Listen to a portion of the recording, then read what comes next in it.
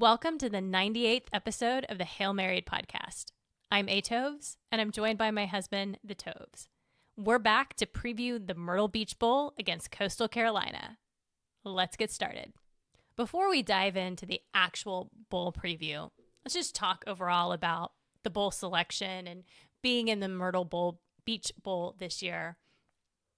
I personally am excited about the fact that we're going to have the opportunity to go somewhere we've never been before. We'll be traveling there as fans. Neither one of us have been to South Carolina. We're flying in and out of Charleston, so we're really excited about having this opportunity to experience something different. I know there's a lot of fans that are disappointed in the time and the location, but, the reality is this is kind of how bowl selection works, and unfortunately we don't really have a lot of control over that. Both Coach Traylor and Dr. Campos kind of talked about some of the things that they valued going into this bowl game. But at the end of the day, as we've mentioned before, ESPN is really the one, that drives the selection for these bowls. Yeah, and I know that there's, like you said, there's going to be disappointment, but the reality is that if UTSA is going to go to a bowl, it's up to you as a fan whether you're going to prioritize that as something you want to attend or not. And, I don't think we're here to say either way that you should.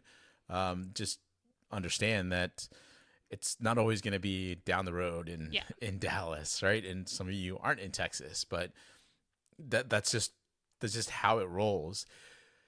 But we listened to a Coastal Carolina podcast called The Strut, and they had their athletic director, Chance Miller, on, and he had some interesting comments about this. And so that's how we really wanted to start this off too, as well, is, he talked about their bowl selection. He talked about the fact that they've been to a bowl in the last, few years, but that ESPN had said, you haven't really traveled, so that's why we're keeping you here at Myrtle Beach. Yeah, and I mean, just like UTSA fans, there are some people that are disappointed in the fact that they're at home. There are other people that are excited by the fact that they're at home.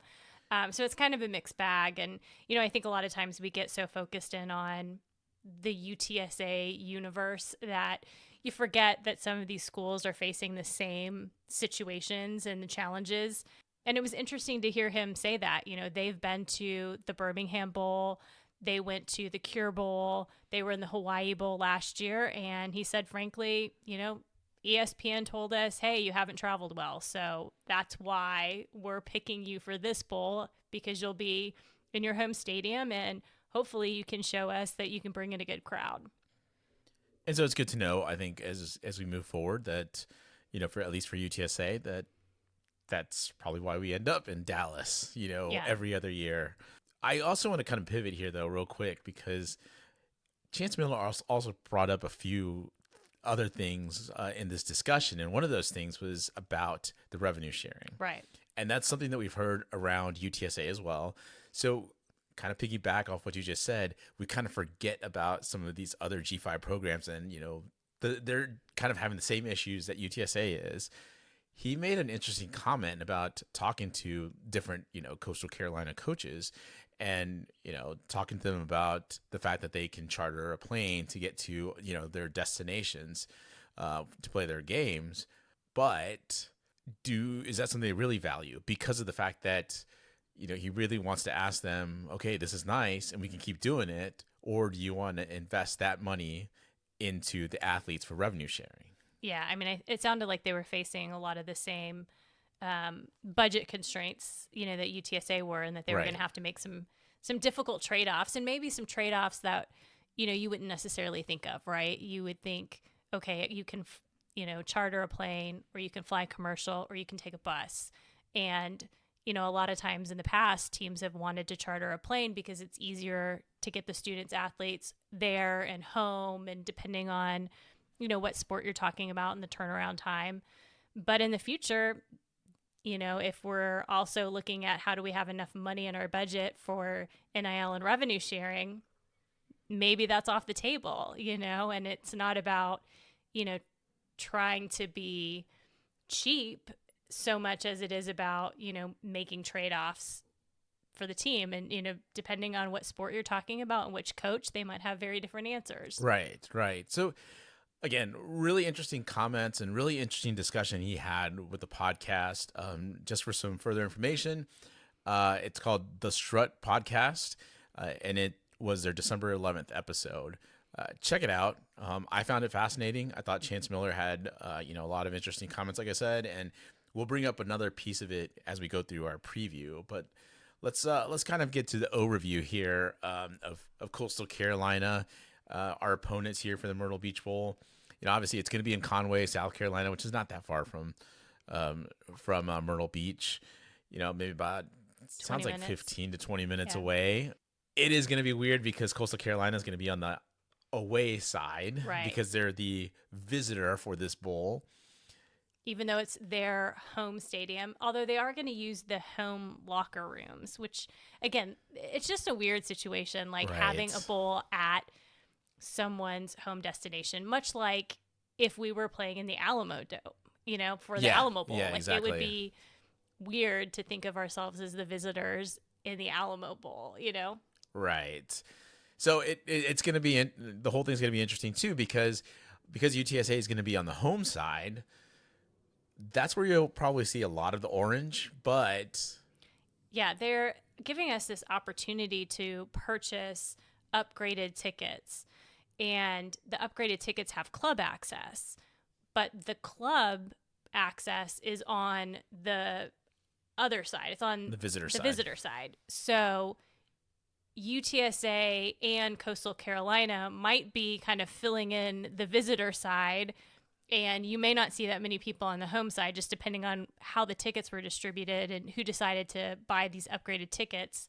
Sounds like there might be several people that did take advantage of that because one of the clubs had access to an indoor space. And given the fact that at kickoff right now, it's expected to be around 38 degrees, I wouldn't be surprised if the people that were traveling to the bowl game went ahead and got upgraded tickets so that they could find a way to get out of the cold. I mean, certainly we made that decision because, again, I saw the forecast and I was like, I want to have a place to go if I get too cold. Warm, right? I want to be able to warm up, I am originally from Iowa, but it's been a long time since I lived in that weather. So yes, I mean, I think it's going to probably look better because you'd imagine that with Coastal Carolina being the visitor and them probably being able to fill more of the stadium on camera, you're going to be able to see more of the teal, right? As they point it. So yeah, it just may look a little different because you'll probably see more orange and teal than you would probably expect. But it'll we'll be fun. See. It'll be fun. Look, UTSA opened up as a 6.5 point favorite. They're now a 9-point favorite. ESPN analytics and other advanced stats really favor Coastal Carolina, which is kind of weird to see the 9-point favorite. But here's why: because there's been so many guys jump into the transfer portal for Coastal, and it makes this kind of an unknown for us as we're going through this preview because of the fact that we're really not sure, where UTSA is, where Coastal is. We have an idea at this point, but that Coach Traylor is always keeping things under wraps. Yeah, and we do know one thing though, and that is that it's going to be a battle of the non-flying birds, a Chanticleer versus a Roadrunner.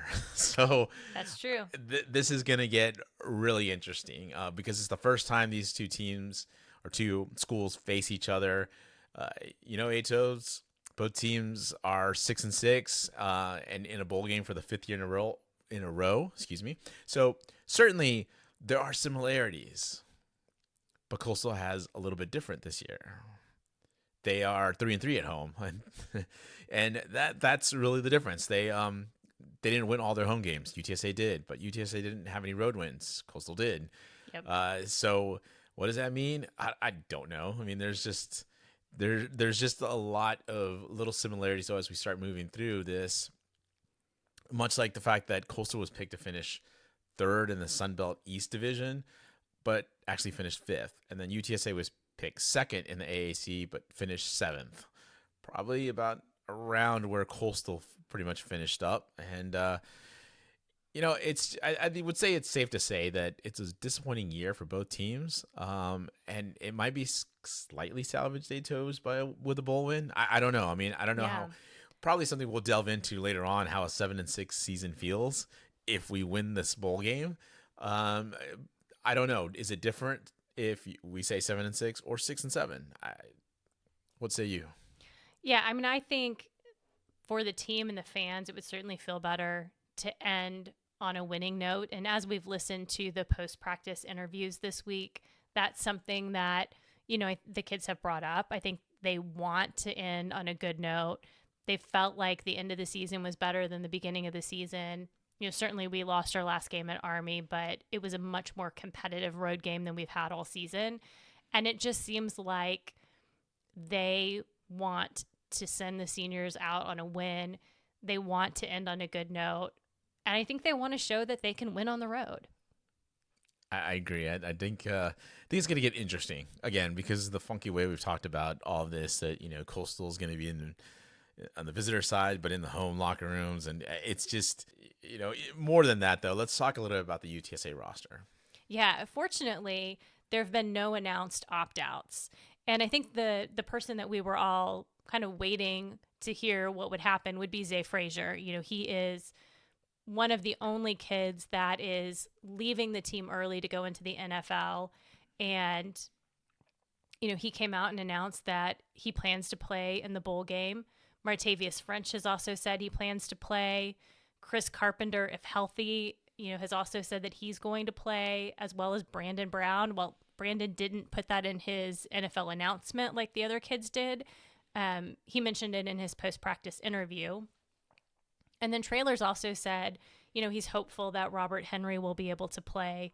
So we likely will have some kids who are injured, either that have been injured most of the season, who are, were injured in the Army game or maybe in practice that we just don't know about because, like you said, Traylor likes to keep these things close to the vest. He certainly doesn't want to have it out there who isn't playing.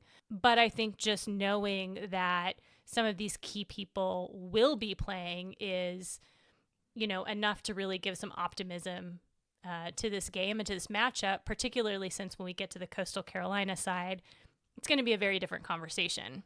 Sure. One thing you do have to be happy about, though, is a guy like CJ James. He was interviewed and asked about the opt-outs, and he said, "Look, I love my brothers. I'm going to play with my brothers, but also because he's got a unique story. This is the first time he gets to go to a bowl game, so Right. he's looking forward to this experience."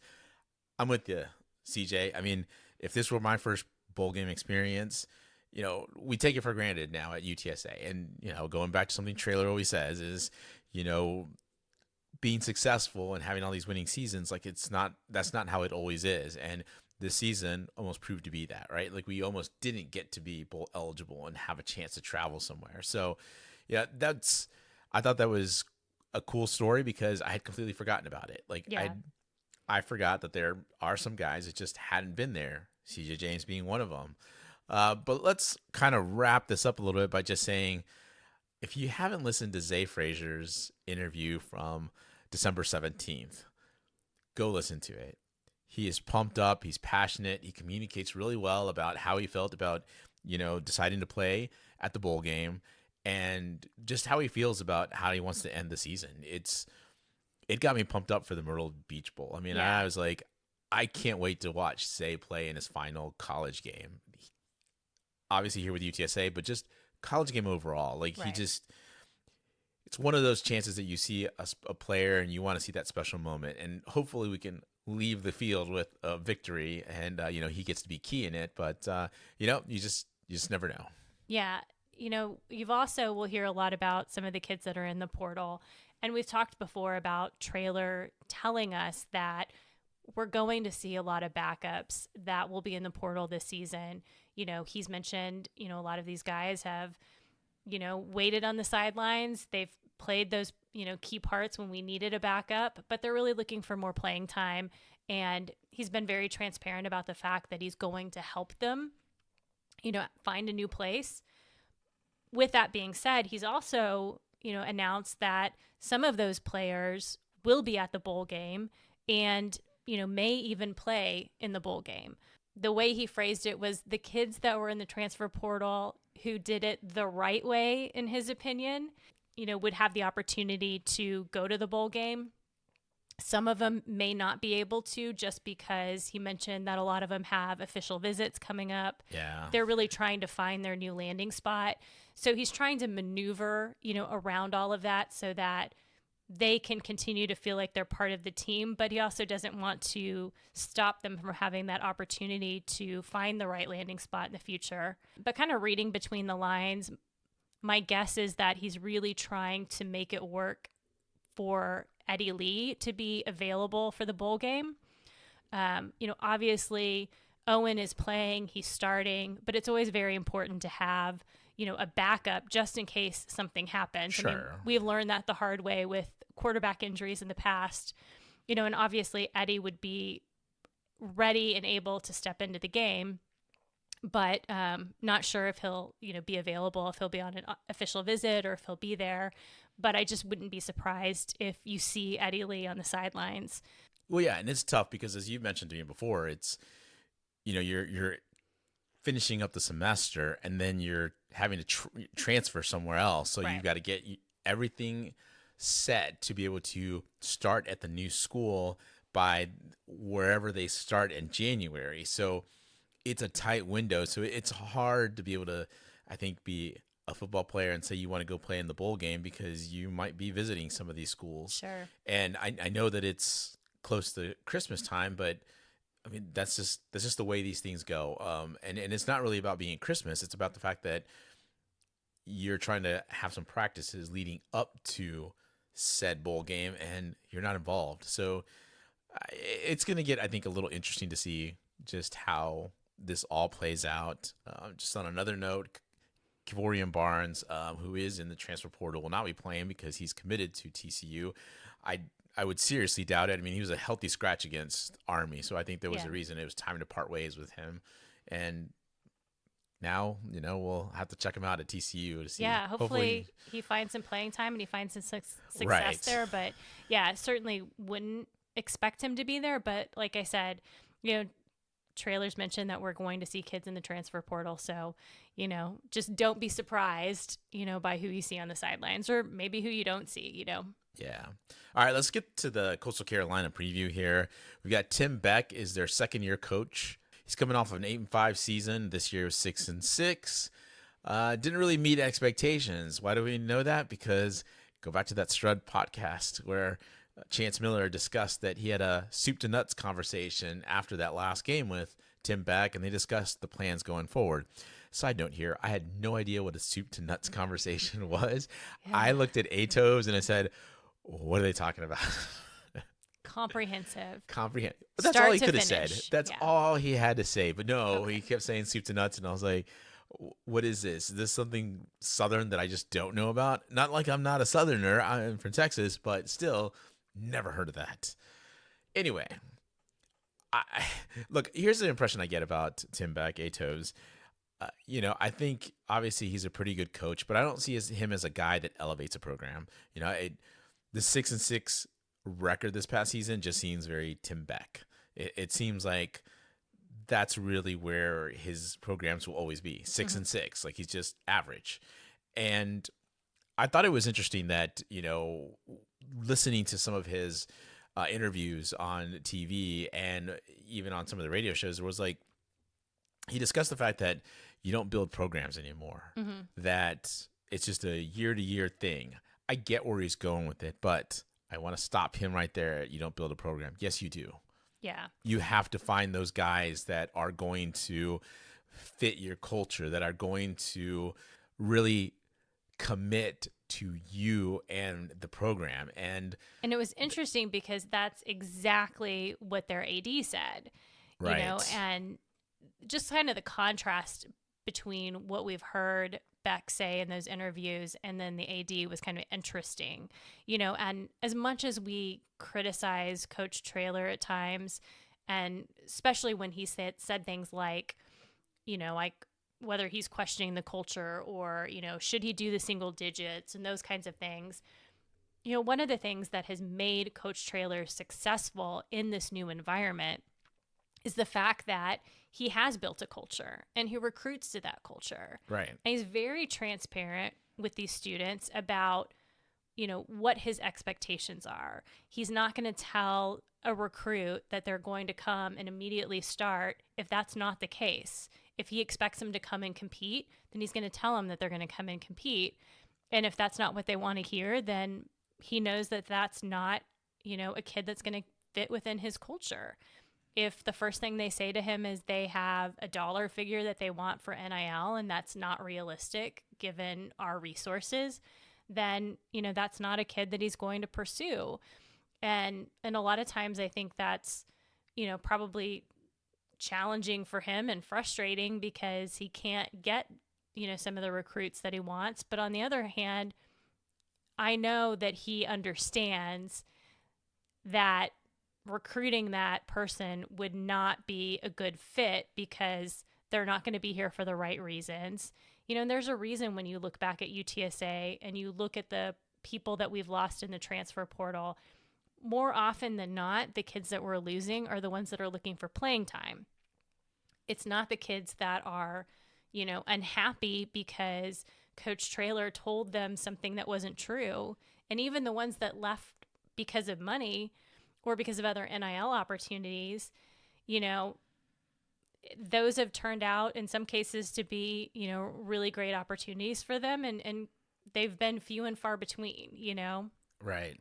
And I think also with Tim Beck here, and as you're contrasting this, it's just the fact that you can tell that Traylor understands the players. Yeah. I feel like with Tim Beck, that connection doesn't seem to be there. And that's why I think, and I'm not certainly not saying that he's the reason why all these guys are in the portal, Sure. but I also think from a G5 perspective, that wouldn't leave you if you had built a culture that these players believe in. And that's what we've seen with Traylor, right?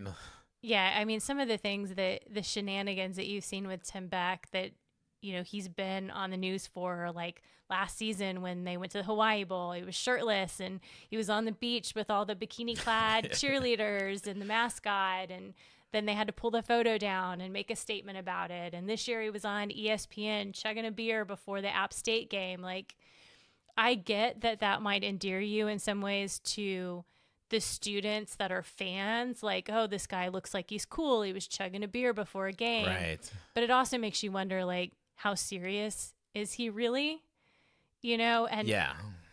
Does that translate to success on the field? I don't know. I mean, he sounds like a fun guy that you might want to hang out at a bar with, but that doesn't necessarily mean that he's going to be the coach that's going to bring you a championship. Yeah, I thought it's just been an interesting contrast, right?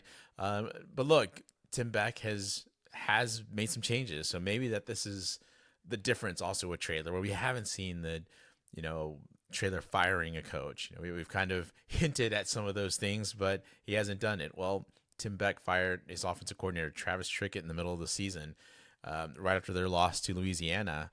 Now he's the play caller. So, he was an OC at one point at NC State and, also at Texas under Tom Herman. So he's got some experience there, but that's why I feel like, is he really a head coach or is he just a pretty good coordinator? I think we're starting to see the story play out that I think he's more of a coordinator, not a head coach. Yeah, and honestly, I would be a little worried if I were him just because, this is a new athletic director that's come in. So anytime the athletic director comes in after the coach and it's not their guy, always makes you a little bit nervous. Well, it should, yeah. I mean, anywhere. And even when you're at your job, right? Like, you get a new boss come in, you're like, okay, what's this guy going to be like, right? Yeah. Should I leave already or should I, look for a different job? So certainly I think that's why I've also said there's a clash of like philosophies between both these guys. Right. It seems like you said, Tim Beck's the cool guy, whereas Chance Miller is like, no, this is what I need. To me, what Chance Miller likes in a coach is exactly what Coach Traylor is. And I see some similarities between Chance Miller and Dr. Campos. Though I will say there is a difference. Apparently Chance Miller was yelling at a referee at a football game Yeah. while on the sideline. So And we certainly have not seen that from No, Dr. no. Campos, although it might be interesting. You Yeah, know. yeah, that would be fun, right? Okay, so let's get to previewing the Coastal Carolina offense. It's a mix, sort of an option RPO offense. There's certainly a very spread offense, and in being that, they've been quite balanced when it comes to yardage on both running and passing, right? Passing wise, they've passed for a little over 2,400 yards. They've rushed for a little over 2,100 yards. Atovs, they don't really have like a number one wide receiver where they just make sure they go to. They do have a go-to on the running back side with Braden Bennett, but they still kind of managed his carries throughout the year. Right. So with that, let's talk a little bit of the statistics just so you get an idea so we can tell the story of this Coastal Carolina offense. It's an average offense. I mean, they gained about 382 yards per game. That's 71st nationally. They're carving up teams, opponents for 178 yards on the ground, which is 46th nationally, and then 203 yards passing, which is 92nd. I mean, nothing too thrilling there, right? It just, again, it was an average season for Coastal, and it's just looks like an average offense, right? Compare that to UTSA defense. They gave up about the same amount of yards that Coastal puts up. But remember, UTSA's defense here, even though it's 83rd nationally, it's 18th rushing. The Achilles heel for this UTSA defense, it still bugs me as much as we have this, like, some talented cornerbacks in secondary.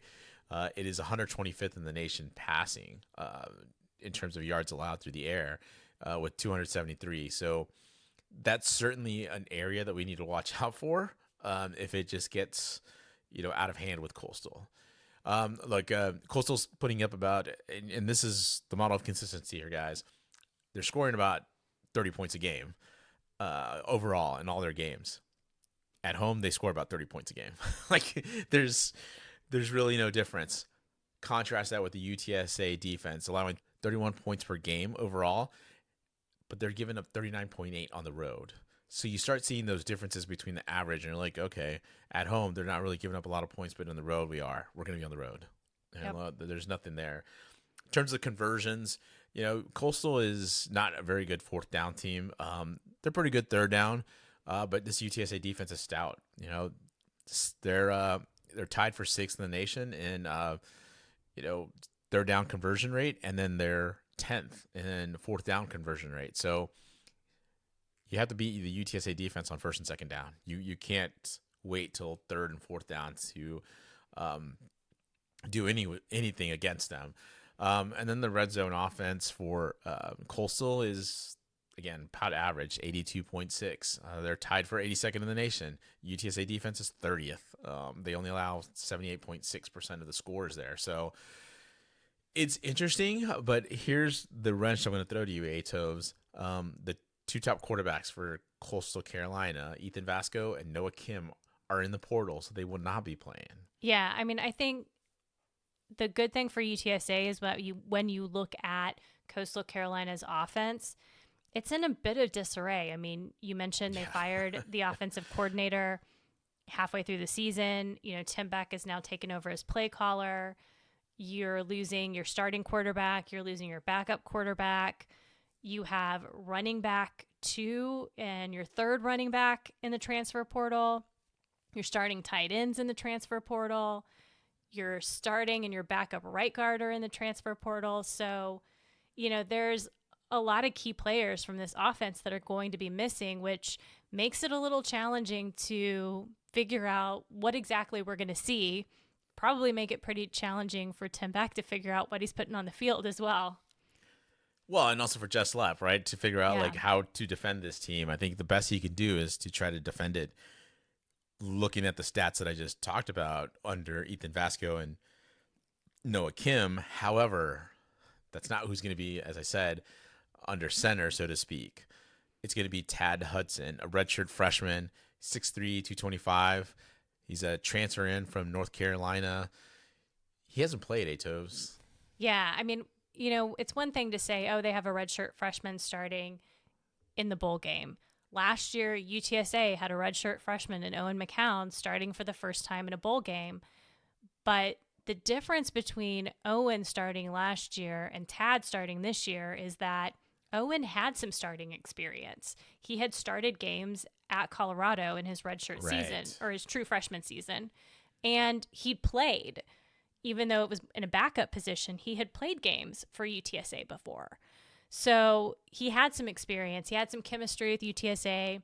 He'd been in tough situations starting, but Tad has 0 snaps whatsoever, like you mentioned. So, we really have no idea what we're going to get from him. I mean, you can go back and look at his high school film, but it's hard to make a lot of ties from what you've seen in his high school film 2 years ago to what he's potentially been doing in the practice field this year, and then what he's going to do in a real live game situation. Right. And even looking at his high school film, you're like, that's a pretty good quarterback. But there's nothing that necessarily popped out about him. Mm-hmm. Obviously he can fling the ball around a little bit. He was rated as a 4-star, and I think that's how he was hyped at North Carolina, but he really I felt like he looked more like a 3-star, and what's the big deal, right? A drop 1 star down, but he just, like I said, he seemed fine. Like there was nothing that I thought was terrific about him. Now, again, I mean, we have not seen any college video, so it's not like we're trying to take any shot at him either. It's just this is all we've got, like you said. So an unknown. he's a big unknown. So the statistics I gave you offensively should be the starting point for how you look at this Coastal team, because if Tad Hudson can improve on those numbers, again, this might be a long game for UTSA. But let's talk a little bit about another key player, and I think he's going to be the key player for this Coastal Carolina team, and that's running back Braden Bennett. He's a senior, 112 carries for 727 yards. That's about a 6.5 yards per carry, 11 touchdowns. I like him, Tobes. Watching some of the games that we did over Coastal Carolina, they did platoon the running backs, but I think that was to their benefit because Braden essentially got a breather. And I liked the way he ran. He was a nice balanced runner. Looks like he's got some speed and he's got some toughness, so he can run between the tackles. There's certainly a lot that they can do with Braden Bennett in this bowl game. Yeah, and I guess the good thing for us at UTSA is that outside of some option issues, we've been pretty strong at defending the run. So, right. I think if they're going to go to a run-first offense, which they're likely going to just because of the personnel that they have, that could play in our favor. Yeah, absolutely. Their backup running back is their 4th-stringer, Darren Lloyd, 21 carries for 132 yards. Again, about 6.3 yards per carry. I never really saw many snaps with him. So, but still, when you just look at those stats, you have to be pretty good to be already putting up almost 6.5 yards per carry, right? Yeah. Regardless of how good or bad you are. So, I think he's going to be someone to watch as well. As you said, if they're going strictly ground game and they put Tad Hudson out on the edges on an option, it'll get interesting to see just how this offense kind of shapes up against this UTSA defense. The only other 2 guys to really bring up are Jamison Tucker and Seneca McKee, both wide receivers. McKee strikes me as sort of a big play guy, and by big play, I'm not really talking about if he gets the ball, he's going to be gone. It's more of he just seems to make big plays. He makes some acrobatic catches. Yes. And he's got 3 touchdowns, which again doesn't sound impressive, but in a lot of cases he was setting up, their field position, and then Braden Bennett was running it in, or one of the quarterbacks. Right. All that to say that, just a guy to watch out for. But Jamison Tucker really has the most receptions at 31 for 540 yards. He's got the 6 touchdown catches.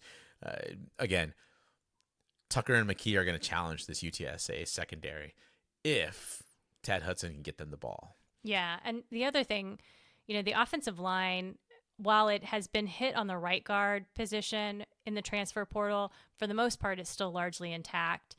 And they haven't really given up a lot of sacks. No. So if Tad Hudson really has the arm that he's supposed to have, it could be a situation where, he's going to have a lot of time to throw if this O-line can really hold up the way that it has all season.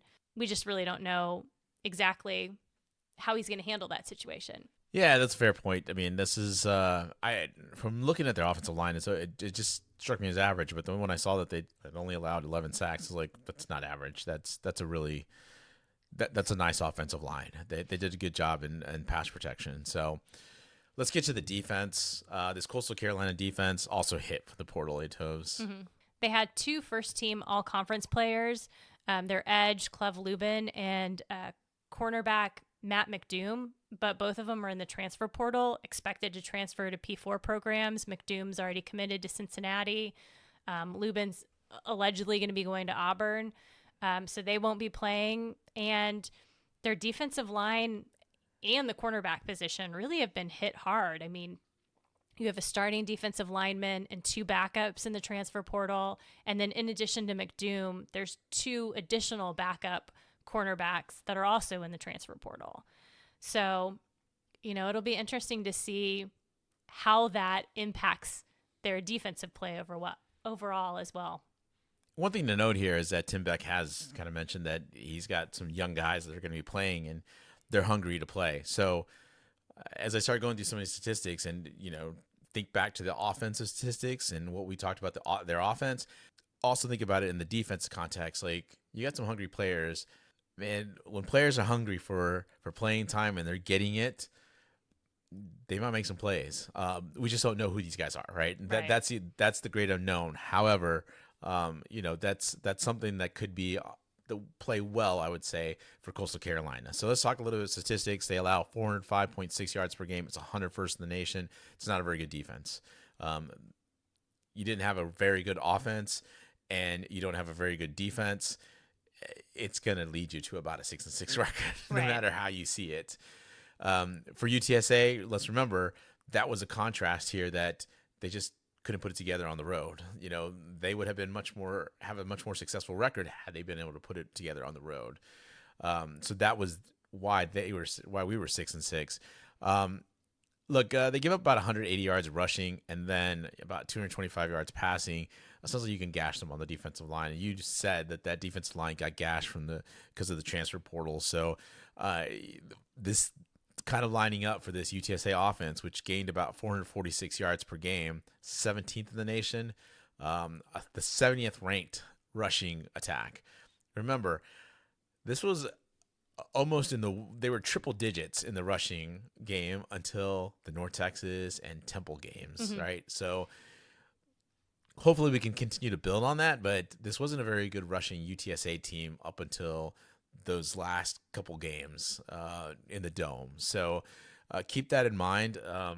But we do have Owen, who was able to get us the 11th ranked passing offense. So hopefully we have Devin McCune back. Hopefully we have healthy David Amador. Yeah, both those guys being healthy really helps. Maybe a healthy Willie McCoy also out there. It certainly lines up for this offense for UTSA to have some success against not a very good Coastal Carolina team. They're giving up, again, model consistency, giving up about 30 points per game overall in the season, and they give about 30 points per game at home. So there is not much fluctuation when it comes to this Coastal Carolina team. They are consistently average on the road and and at home, I would say, in terms of how when you look at their statistics. Here's a key stat, though. UTSA scored 32 points per game, just tied for 34th in the nation. But UTSA only scored 22.2 points per game on the road. You see that 10-point difference, and that worries me, Toes, because not that it worries me that we could lose this game because of it, but it's if you're not going to be able to take advantage of defenses on the road, it certainly gives Coastal Carolina something to look forward to. Yeah. In terms of the conversions, neither team is very good. Coastal just not very good at stopping teams on 3rd and 4th down. once you get in the red zone, you're pretty much scoring on Coastal. They are 122nd in FBS, in just allowing like 91.5% of scores. And UTSA is, they're okay. I mean, they're also bad on fourth down. We've seen that. I don't want to bring up the Army fourth down, but yeah, let's not. but that was contributed to a bad fourth down conversion offense. Let's get to the key players though here. Yeah, it's, again, because of the transfer portal, particularly on the defensive side, it's tough to pick out some of those key players on the Coastal defense just because Sure. we don't know exactly who's going to be playing. But, one of them is safety Tobias Fletcher. He's a senior. He's leading in solo tackles, second in total tackles, and second in terms of interceptions. So, somebody certainly that we need to keep an eye out for, particularly since we know that UTSA is going to be passing quite a bit. So, try not to pass towards Tobias. And then linebacker Shane Bruce, he's a senior, leads the team with 68 total tackles. Their linebacking group has not been hit as bad on the portal, so I would expect to see, some consistency from that second level. Yeah, and the only concern here for Coastal Carolina would be the fact that because the DL got hit so hard, if they can't keep some of these UTSA offensive linemen off their linebackers, then we should be able to gash them a little on the ground. Mm-hmm. Let's talk real quick about the special teams. Yeah, special teams, both their kicker and punter are, expected at this point to be there and playing. I would say overall special teams, they're pretty average. Their kicker, Cade Hensley, has 84% field goals on the season. He has a long of 49. So, you're not going to see him really trying to come out and make a long range field goal, particularly not in this game because we expect there to be some wind. So I wouldn't expect to see a lot from the kicking game. Their punter, Emil Sabafundi Jr., he's pretty average at punting, 39.6 average yards, along a 57. Again, when you're punting into the wind, just depending on, whether the wind's at his back or not, perhaps we might see something, take a Coastal Carolina bounce, Yeah. Or just get carried a little bit further than you expect. But, I think they're solid. There's just nothing in these statistics that really jump out to you. And that's what I think is just all Coastal Carolina is in the, I think, picture we're trying to paint here is that they're an average team, but that doesn't mean that they're not dangerous because even with these guys in the portal, like I said before, there's some hungry players out there. Yeah. And in a bowl game, weirdest things can happen, right? So, and the fact that UTSA just has had weird things happen on the road this season, it just, there's just that you go from feeling a little more comfortable with because Coastal Carolina has so many players in the portal to going, this is not a sure win. Yeah, maybe we should smoke them, but I don't know that we will. So let's get to the keys to victory. UTSA offense, you got to take advantage of the ground game. Like we've talked already incessantly about how their DL has been hit with, players going to the transfer portal. So let's make sure to just kind of bludgeon that defensive line and then be able to get to the second level and knock some of these linebackers out of the way. And, if this UTSA offense has been had a chance to kind of heal up over the last few weeks, I wouldn't see why this offensive line can't at least have some success on the ground. Mm-hmm. But if we're having a lot of success, I would say let's just keep it on the ground and let's go. I mean, we always have Owen that can put it up in the air, but if we can beat him on the ground, it's going to be a very long day for Coastal Carolina. As for the defense, I would say force Tad Hudson to beat you through the air. You've talked about how inexperienced he is. I dare you to beat our, Zay Frazier. Right. Can you beat him? And if you dare throw his way, Zay, there's a reason Zay is having those calls to the NFL, and it's because he was very good at baiting a lot of these quarterbacks and did well in terms of getting as many interceptions as he did this year. So you want to challenge him? Great.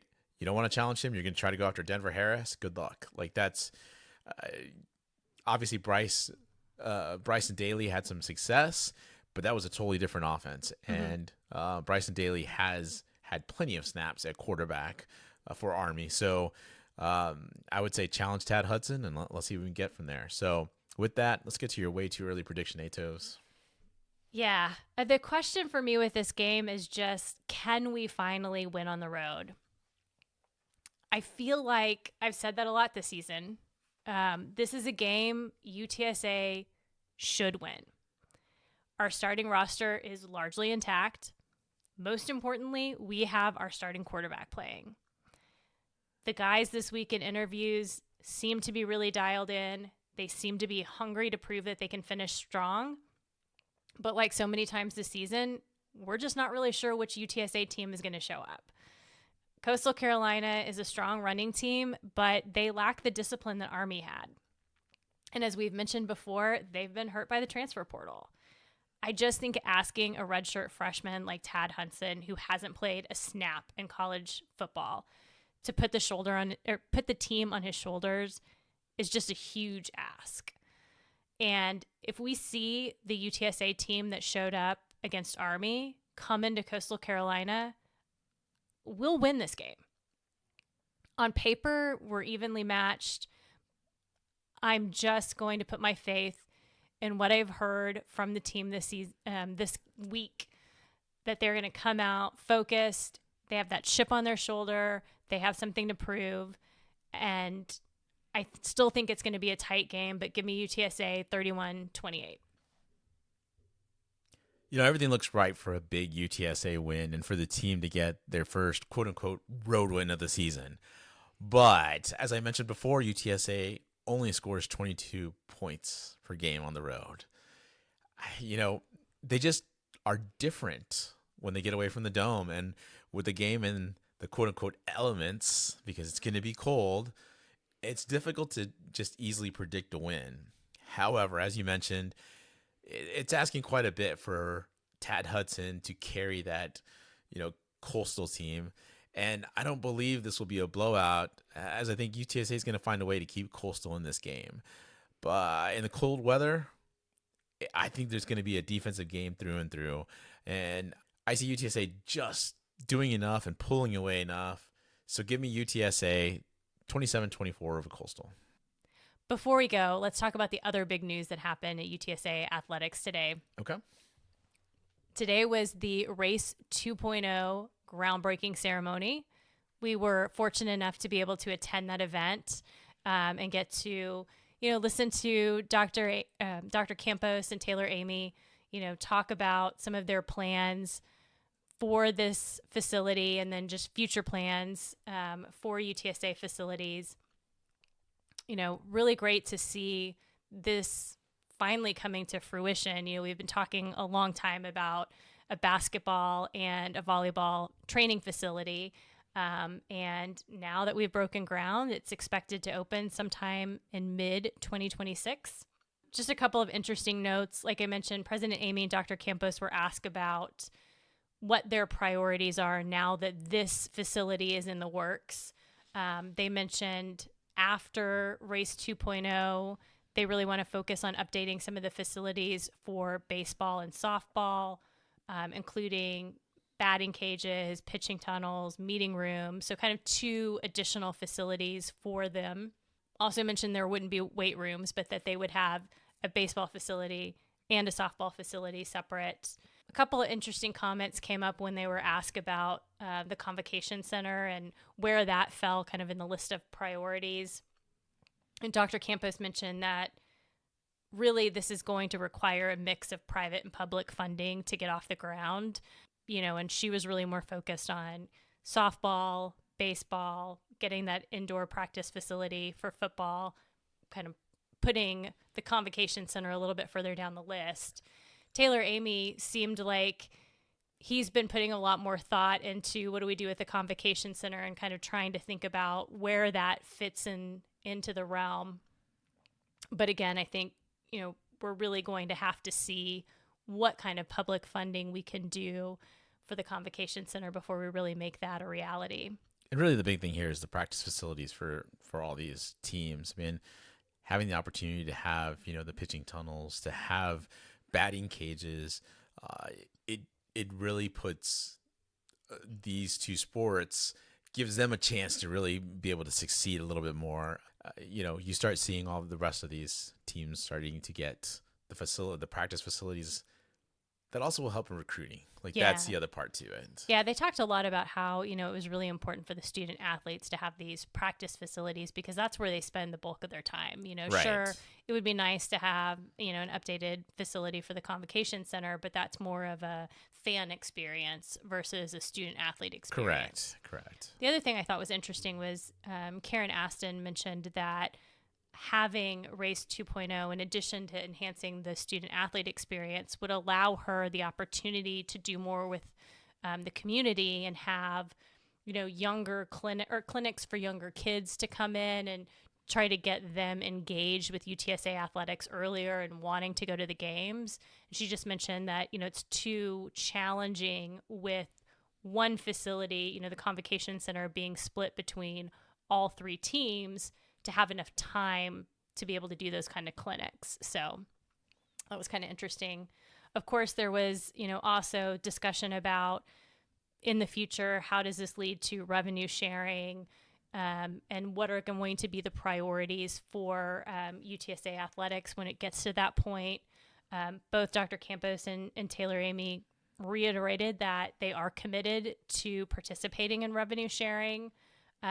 When they were really tried to pin them down on numbers or percentages, Taylor Amy said, look, we're waiting to see what the American Conference guidelines are. We'll be competitive within the American Conference and we'll shift some things around and figure it out. But until I think the actual settlement is done and until those guidelines come out from the American Conference, I don't think we're really going to hear solid numbers from the UTSA administration. So probably not going to make Jeff Traylor very happy, but, it is what it is. I don't see them just blurting out numbers. Now, Jeff Traylor is going to want to just throw out numbers and want to be on top of that. But, what he's always going to have to understand is that his athletic director and his president are aligned and they are waiting for something in order to plug in and say, all right, here's where we can be. And in order to give him, solid numbers. Now, you're just going to have to work with it because that's what everybody else is doing. Right. There are some numbers being thrown out there by P4 schools, but let's be honest, that's not who we're going to be competing against anyway. Right. So it doesn't matter if you hear numbers from a P4 school. It's when you start hearing numbers potentially from a G5 that you should really start kind of looking at and wondering, okay, now the conferences are coming up with, some sort of commitments, and now that's what we're going to have to hit. So a lot more to come certainly with that. We've heard the same message since I think at least September. So if we knew anything even closer to that, we would have certainly passed it on. Real quick before we go, let's talk real quick about the women's basketball team.